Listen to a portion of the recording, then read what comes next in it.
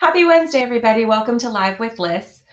I've been absent for a few weeks and I'm so excited to be back as I recover from some medical difficulties. It's really nice to be joining everyone again. And today we're kicking off 2021, our Live with Liz series, with a focus on events, which this is a good time to plan. This is when we traditionally finalize those schedules for the year. But today we're looking at the different types of events that are being offered throughout 2021 and kind of taking a lesson from 2020. Where are we? So we're looking at virtual events, hybrid events, and in-person events. Now, cutting to the chase, the in-person events are not expected to pick up, from my perspective, until at least September of this year. Now, there will be some outliers in this. There are going to be some in-person events that are more limited in nature, that take place in different jurisdictions where they may have public health situations that are vastly improved prior to other jurisdictions. So you might see a few isolated events in different places in Europe, maybe in different places in Asia, but we're not going to see the widespread international in-person events until much later in the year. And I'm predicting that that's going to start optimistically in September. Personally, I'm hopeful that my in-person event, the first one of this year, when I come back, will be the Inter-American IP Association annual event, which is one of my favorites. This year it's scheduled to be in Punta Cana in the Dominican Republic, and I would absolutely love if that were the case and that were where we were headed. I hope it does take off. Because if there is one thing we learned from all of these virtual events last year, it's that we need our in-person events. We miss them tremendously. Now, the other type of event that is happening is hybrid. And I think we're going to see hybrid events along with these in-person events, maybe for the long term. These are probably likely to stick around for the foreseeable future. Whenever anyone is now hosting an in-person event, there will be elements of virtual access or digital access to some of the content for those events for sure.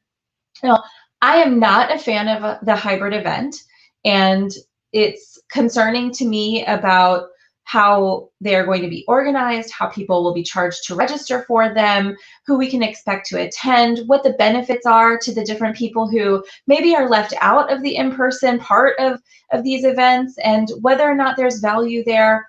I am not recommending an investment in hybrid events at this point in time unless you can be part of the in-person contingent attending these events. But there are some notable, interesting organizers that are planning for them, or that have at least said that they're planning for them. One of the biggest ones that recently made an announcement was INTA, the International Trademark Association. For those trademark practitioners out there, you don't have to actually be only a trademark practitioner to enjoy the INTA events. They put on some of the best in-person annual conferences there are in the IP sector, for sure, at the top. But virtual events are difficult to wrap your brain around, and the hybrid events even more so. When I think about what's going on with the hybrid events, good morning, Leah, thanks so much for that message. When I think about what the value will be to the people who are attending virtually, I kind of think about my own situation in attending an in-person event. And for example, the networking, which remains probably the #1 challenge when it comes to virtual events. Am I going to want to, as an in-person attendee, sit down for a meeting with people and sit down at a computer when I've attended an event in person? No, I'm not. And so the people who are attending virtually will certainly be at a disadvantage when it comes to the hybrid events, when it comes to having meetings and the networking and interaction. There are still important aspects of these events that might be valuable for people to attend certain elements of them virtually. Perhaps they will incorporate, for example, a speaker who's not able to travel to the event, maybe someone in an educational setting, but these are going to be in many respects more like a webinar when it comes to the people attending these educational aspects of these hybrid events. So at the moment, INTA has not made an updated announcement of what's going to happen for the annual event. Previously, and this is not on their website, but you can find this in their social media, they announced that the INTA annual meeting was going to be May 1st through May 5th in San Diego this year. It does not look like that's happening. If it were an in-person event, Generally by now you would be registering, meeting requests would already start going out, save the date cards would be everywhere, but this is not happening. And it looks to me like this is going to transition to an all virtual event, and I hope it does. I don't expect there to be really a hybrid event happening in San Diego. But if there is, this may be one where we use them as the guinea pig and learn how this works and try and figure out what the best value is to everyone for this style and method of conferencing and taking place with people in one place, people in multiple cities, and then those virtual elements mixed in. Again, not recommending that you invest a lot in these hybrid events. We're also seeing some other things happen with a lot of different announcements that are kind of piecemeal. Marquez, for example, or Marks as it's known to some people, is a European trademark conference. They usually have an annual conference in person every year. This is one of the ones that people who attend absolutely love. And the annual meeting is usually in the fall. They also have a spring meeting. The spring meeting was identified as being in person or hybrid. It takes place in March. It does now appear that they have gone all virtual. There are some others out there that are kind of hopeful. The ones that are slated for May, iTech Law is one of the big ones in May that looks like they still have it scheduled as a hybrid event, so in-person elements along with the digital virtual access. We'll see how that works if it still happens that way. Now, for the in-person events, I think there's a lot of excitement around them, and there have been some interesting announcements lately. For example, the Legal Marketing Association has an annual event that's actually very good for law firm marketers. If you've got someone in your firm who is maybe your chief marketing officer or the director of marketing for your firm who wants to attend these events every year, there is this Legal Marketing Association conference that offers a lot of value to people who can make it. They played with the virtual events in 2020.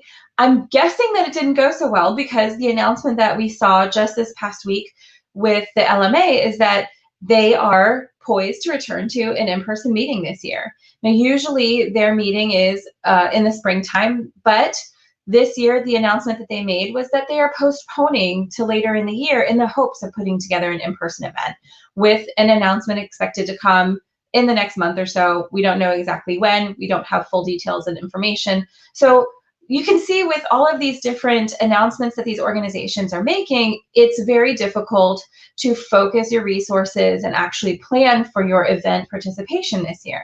That is why, after all we've learned from 2020, I am recommending that we focus on the virtual events for a minimum the first half of the year. We know that we'll have to go back to the planning board. This is going to be quarterly planning this year. So this month we should be focused on the first half of the year and what virtual events are out there. There are a ton of them. So one of the benefits of virtual events is the reach. You have a larger audience. You can have more people participating in multiple cities all at the same time. There's not this competition for who gets access to different people in person and virtually if you had the hybrid event, for example, happening. Now, you will have to prioritize which events you participate in and attend because you can't possibly do them all.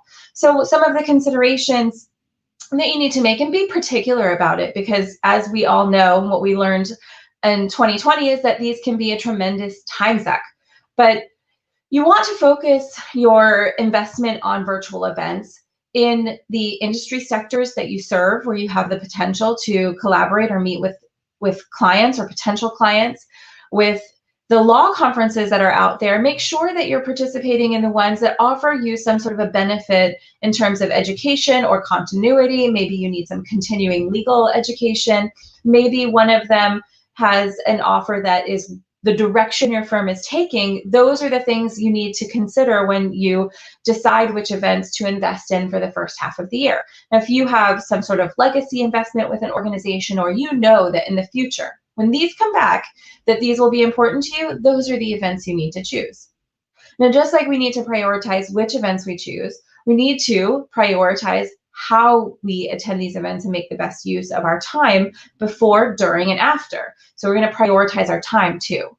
Now, I highly recommend when you decide which events you're going to attend and you plan out which ones you need to register for, you need to figure all this out, to actually schedule time on your calendar for preparation. Because if you don't put any effort into it at all, there is no point in you attending the virtual event. You register and then blank space. You don't actually see what's happening. You don't participate. You're not active in it. You just lose that registration. Maybe you silently sign up to get that CLE credit, and that's it. But what we did learn from attending some of these events in 2020 is that they actually do have an interesting element of networking, of connecting with people, of reaching a broader audience, of some sort of maintenance of your messaging and your offering to the people you need to reach. So even though it's not as robust or successful as the in-person events right now, that doesn't mean that you don't get a lot of value out of doing it. And it doesn't mean that you shouldn't put your heart and soul into it if you're actually going to make the effort.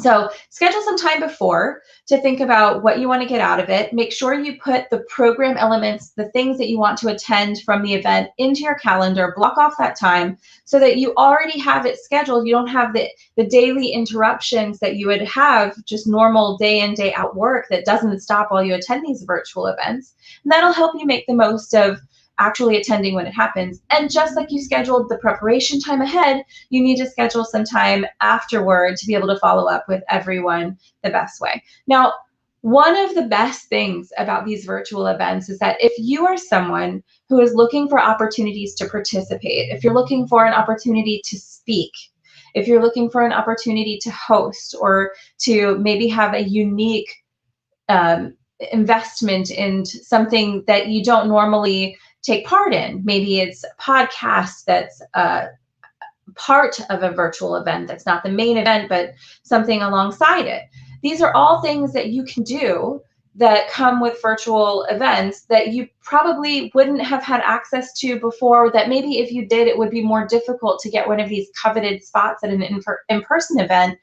Whereas if you're willing to invest your time and to volunteer to speak, there are a lot of opportunities out there for you that maybe were not available to you for just these in-person events. So take a look. If you don't know, Firm Forward puts together an event planner. We track all of these events. We figure out what their status is. We figure out nowadays whether they are virtual or hybrid or in person, and we put together these details into a database, a spreadsheet that we usually try to publish earlier than this. There is a lot of information that's missing this year, so we're a bit behind in getting that together for you. But for those of you watching, we would be happy to share with you our current event schedule so that you can see which organizations are going live, which ones are virtual, which ones are hybrid, when they're taking place, what their plans are. And we update this pretty regularly. It's a vigorous activity that we take part in throughout the year. So now that we've learned that this year you should really be planning this on a quarterly level instead of a full annual plan from the get-go, you might be able to take advantage of this with us. So just shoot us a message at solutions@firmforward.com for your copy. We expect this to be released from Firm Forward the first week in February. So it's actually not that far away, which kind of scares me how fast time is going these days, but here we are. So definitely recommending that we take part in these virtual events this year, not recommending the hybrid events, and we're delaying the in-person events till at a minimum the later part of this year when public health seems to be in a better situation, when international travel seems reasonable again and not like an unnecessary risk because, oh my goodness, we need to see each other, which we do. If you have any questions about how to make the most of these events, the virtual events, Evangelina, you've got it. I will definitely share this with you. If you have questions about the in-person events or the hybrid events, if you're on the fence about something, if you need some assistance when it comes to targeting the right people and figuring out how to schedule these meetings, making use of partnering systems that are being offered, definitely hit us up, solutions@firmforward.com, and we will do our best to assist you. And everyone, thanks for joining me at Live with Liz. I'm really happy to be back and look forward to seeing you next week. Take care. Bye-bye.